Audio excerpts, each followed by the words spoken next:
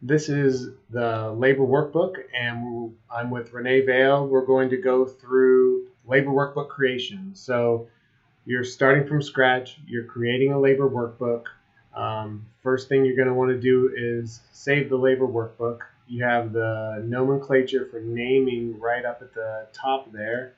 Show name, job number, area. So if I file, save as, desktop spawning.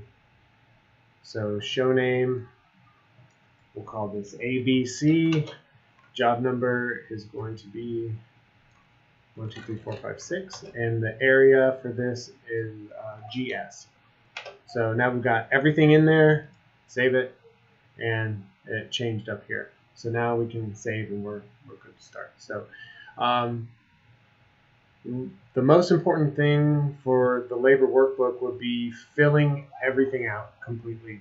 The title block here, and then all of the cells, including date, time, everything like that. So we'll go through a sample of what that's supposed to look like. Again, this show is called ABC. Here's the job number. This will be at OCCC West. Throw an extra C in there.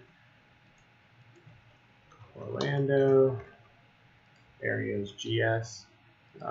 Check-in location. So this one's important.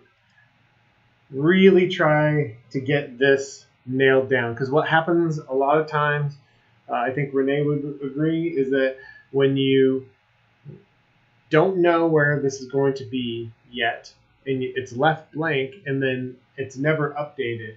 So when it comes time to fill in the calls and let everybody know where they're supposed to go, there's no information. It makes it really difficult to let everybody know where they're supposed to meet up, and that can cause a fiasco for you in the morning for your load in as well. So totally important for your check-in location to know that, to put it in here.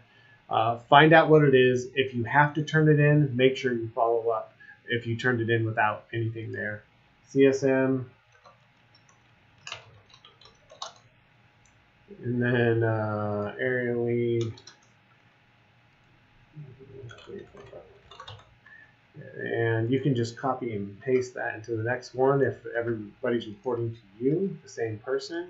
What to wear, I typically put blacks and then show blacks. Renee, is that good? Yes, I like blacks and show blacks. So it allows the technicians to know that they're able to wear a little less on load-in days versus show days. Okay. And if you have a scenario where it's maybe you're outdoors doing a promenade or something like that, and shorts are allowable, throw it on here. Let them know that for the load-in, they can wear shorts, and so that people don't show up in Orlando weather in pants if they're working outside, right? So correct. Load-in, date and time, put it in there, but nobody's going to use this for load-in schedule. It just happens to be there. Yeah, that's more for us to be communicating with IC during our meetings. Oh, okay. Okay, great. Perfect. So, okay, I'm putting phantom dates here. I like it. However, I do have a document to look at. So, if I so I'm going to pull information off of a budget here. So I've got a budget, and it's for a GS. September 28th is the load-in, and here's the position. So this is what we're going to put in. It's a 10 a.m. load-in, and we'll get this started. What date was that again? September 28th. Okay, so 9-28-2018, 10 a.m. And this is all in military time, so if I put in 10, it's going to assume it's a.m. Lunch out, 10 o'clock. Probably not going to do a 12 to 1. We'll do like a 2 to 3. And I'm putting in 1400 and 1500 using the military time, and then it changes it for me. Let's see here. Out at 8 p.m. No, put 20. So we have production manager. So that's the position. When you're putting in the position, make sure to use normal nomenclature. For an electrician, don't use Sparky. put like lighting assist, but use normal things so that we can definitely fill the call with what you need. Vendor, if you know if it's you and you want to put in FAV, you can do that, or you can leave that blank, especially for the positions who you don't know who your people are going to be. If you are requesting somebody, you can request them by putting the name in red. That's red lettering, So not a red block. Red lettering, not a red block. So don't do this. Okay, but do this. Okay. And then the notes column, that's going to be for you, or for the labor manager that's working on the show. Say you have like an audio lead, but there's a specific console. You could put the name of the console here. That way they're sure to, or if there's a note on something that is out of the ordinary that they should know, and finding you the right person, put that note in here. Or you can just put, setup. You can put the person's responsibility, like if you're doing meeting rooms and they're a meeting room op for a specific room, you can put that here, and it helps you organize, and you know where everybody goes, and you've assigned them already. So that's how that works. Let's see here. Let's go back. So for the show round, we've got an A1, video lead, lighting lead, ARS. So this nifty trick Renee showed me here, if I highlight these and I get the black cross there, I can hold control and I can just move that down and it copies the formula, and that's super, super helpful. So we've got A1, V1, LD, ARS. Let's see how I did. A1, video lead, lighting lead, ARS. Close. I'm going to put the same that it says there, video lead, lighting lead, and then ARS lead. And it looks like everybody else came in at a different call time. And that would be 10 to 3 for an A2, 3 AV techs, and lighting assist. So again, I can highlight that, get that black cross, hold control, and drag down for 1, 2, 3, 4, 5 spots.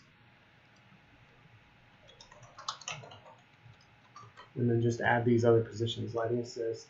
A2? A2, thank you. And then AV tech. If I come down and start typing AV tech again, it'll start to auto-populate. It does remember. So I don't have to use the formula all the time if it works for you. So that's the first day. Let's see here. Going back and looking at the second day. You have the PM, A1, video lead, lighting lead, ARS op, and A2. So all these positions are already here. The one thing I'm going to do actually is, so that I can just make it easier to copy over, is I'm going to cut the A2 and I'm going to put them a line above, insert the cut cells.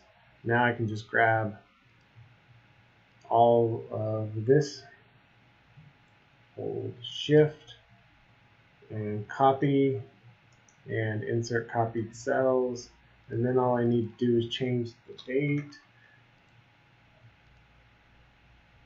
hold control, drag that down, and now I can change the times too. Is there an easier way to do that, Renee? Nope, that is actually the best way to do it. Just keep in mind that if you do not hold control when you're pulling that down, it will be additive on your dates, so that it'll add a day every time if you don't hold it down the control. Okay, got it. Got it. Okay. So let me look here. There's a time difference. So 11:30 to 9:30, except for the ARS guy or gal. 11:30 to 9:30. So 11:30. Change the break.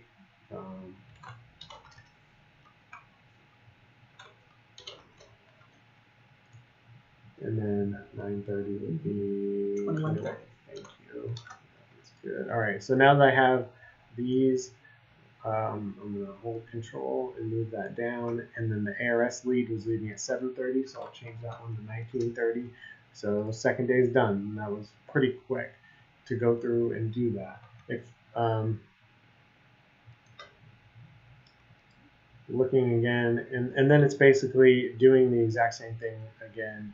I'll do it just for repeating it. I'm going to go ahead and grab all of these people, Control C to copy, right click, insert copied cells, and you notice that I have a line between the days. So you have the 28th and the 29th, and then this will end up being the 30th. Some people will highlight this. You don't have to. It saves you time if you don't, but if that helps you to delineate between the days, then it's not a bad thing. You know, it's if that helps you, do it. It's not going to hurt anybody by doing that.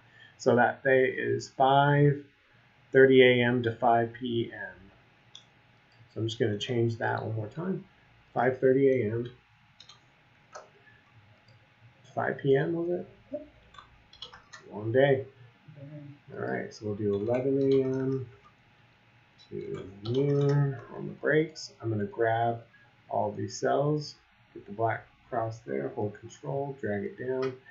All right, so once you have everything in here, it's just really important. We'll get a lot of like labor workbooks sometimes where it just puts the day in for the first day. Don't do that. Fill it in for every single day.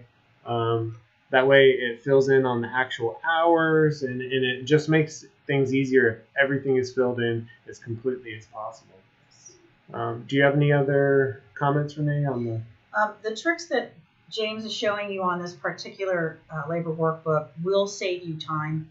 It may only be 10 minutes, but every 10 minutes saves you amount of time that will allow you to look at your show, get onto another show, and work a little bit better during the day. If you hold on to these rules, it saves time for everyone, including you while you're on show site. All right, awesome.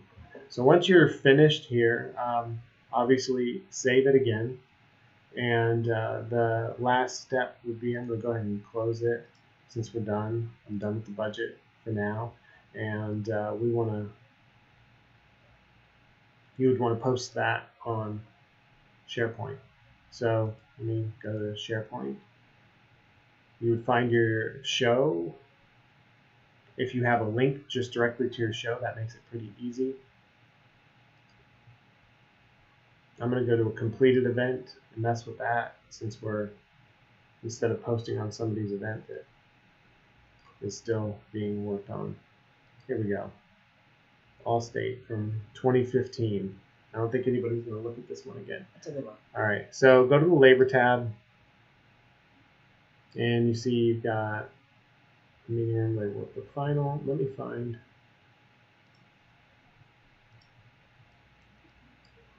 Where is let's see. There it is. Okay. I didn't mean to do that. Okay.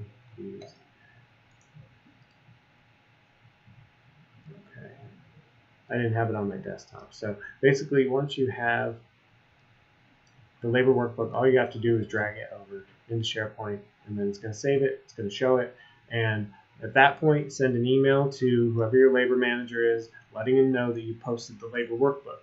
Our event workflow for labor workbooks for Freeman AV as a whole, or Freeman Event Technology as a whole, still getting used to that, is 21 days out is when those should be turned in. Use that as a rule. There are obviously shows where you can't do that, and we understand.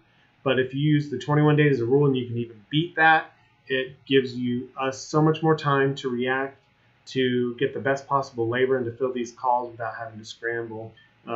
Takes care of you, takes care of us. And I think that's everything there on creating a labor workbook.